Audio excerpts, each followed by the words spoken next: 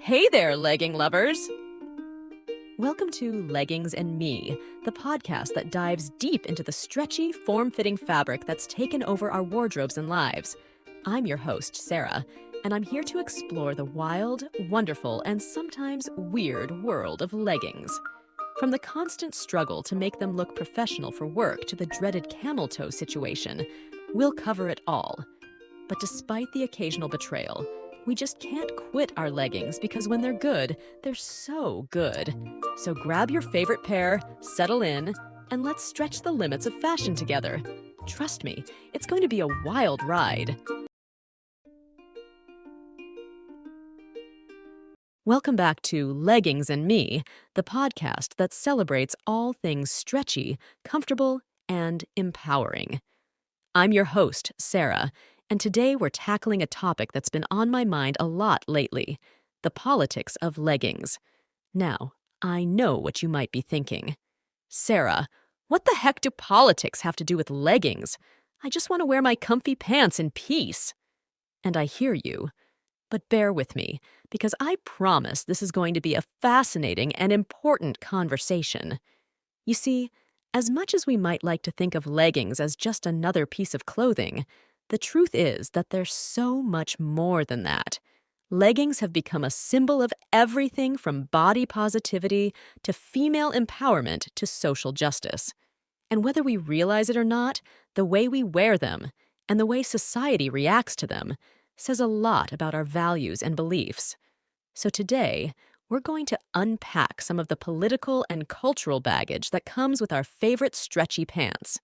We'll explore the history of leggings, the controversies surrounding them, and the way they intersect with some of the biggest social issues of our time. But don't worry, we'll also have plenty of laughs and relatable moments along the way, because at the end of the day, leggings are still just pants, and we're all just trying to navigate this crazy world one comfortable step at a time. So, where do we begin? Well, let's start with a little history lesson. Believe it or not, leggings have been around for centuries. They were even worn by men in the Middle Ages as a form of leg covering. But it wasn't until the 1960s that leggings as we know them today really took off. In the 60s and 70s, leggings became a staple of the disco and aerobic scenes. They were often brightly colored and made of shiny, stretchy materials like lycra and spandex. And they were worn by everyone from Jane Fonda to Olivia Newton-John to Madonna. But it was in the 1980s that leggings really hit their stride. Suddenly, they were everywhere, on the runway, in the streets, and in the pages of fashion magazines. They were paired with oversized sweaters, denim jackets, and high-top sneakers. And they became a symbol of the decade's bold, unapologetic fashion sense. Of course, not everyone was a fan of the legging trend. Some people saw them as too casual, too revealing, or just plain tacky. And there were plenty of fashion faux pas along the way. Who could forget the infamous stirrup pants of the late 80s and early 90s? But despite the haters, leggings persisted. And in the 2000s and 2010s, they experienced a major resurgence. Thanks in part to the rise of athleisure and the popularity of celebrities like Gigi Hadid and Kendall Jenner, who were often spotted out and about in their favorite leggings. Which brings us to today. Leggings are now a bona fide wardrobe staple for millions of people around the world. They're worn by everyone, from busy moms to fashion bloggers to celebrities on the red carpet. And they come in every color, style, and material imaginable. But as leggings have become more mainstream, they've also become more controversial. And that's where the politics come in. You see, leggings have a way of sparking debates about everything from body image to gender norms to social justice. And in recent years, those debates have only gotten more heated. Let's start with the body positivity movement. For those who may not be familiar, body positivity is all about accepting and celebrating all bodies, regardless of size, shape, or appearance. It's about rejecting the narrow beauty standards that have long dominated our culture and embracing the idea that everybody is worthy of love and respect. and leggings have played a big role in the body positivity movement. Because let's face it, leggings don't leave much to the imagination. They hug every curve and reveal every lump and bump. And for many people, that can be a scary and vulnerable thing. But for others, it's incredibly empowering. Wearing leggings is a way of saying, "This is my body, and I'm not ashamed of it." It's a way of rejecting the idea that we need to hide or change ourselves to be worthy of love and acceptance. Of course, not everyone sees it that way.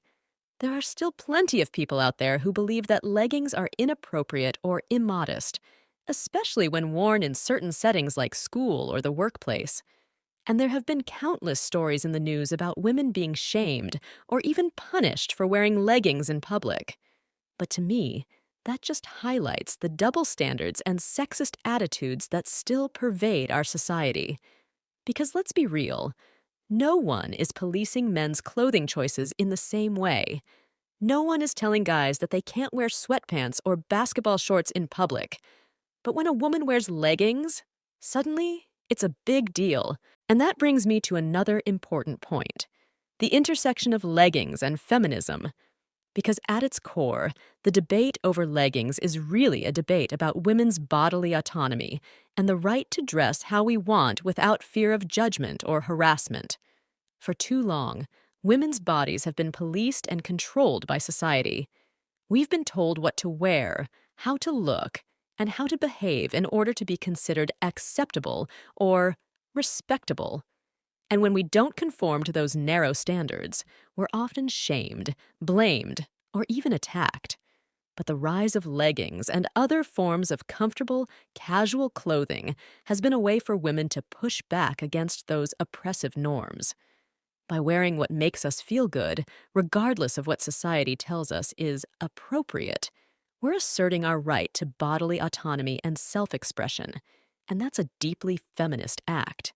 Because at the end of the day, feminism is all about equality and the right to live free from discrimination and oppression based on gender. And what could be more oppressive than telling women what they can and can't wear? Of course, I want to be clear. Wearing leggings doesn't automatically make you a feminist. And not all feminists wear leggings, though let's be real, a lot of us do. But the point is that the choice to wear leggings, or any other clothing, should be just that: a choice.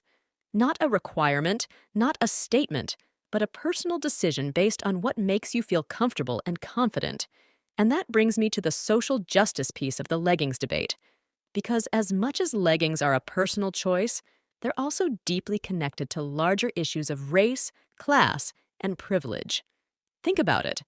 Who has the freedom to wear leggings without fear of judgment or consequences? Is it the same for a white, middle-class woman as it is for a woman of color or a woman from a low-income background? Probably not.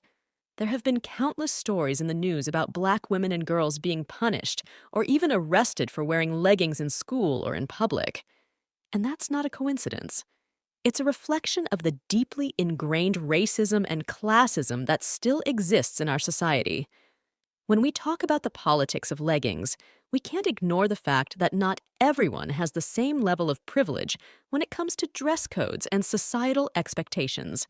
And we need to be aware of how our own choices and actions may be impacting those who are already marginalized and oppressed.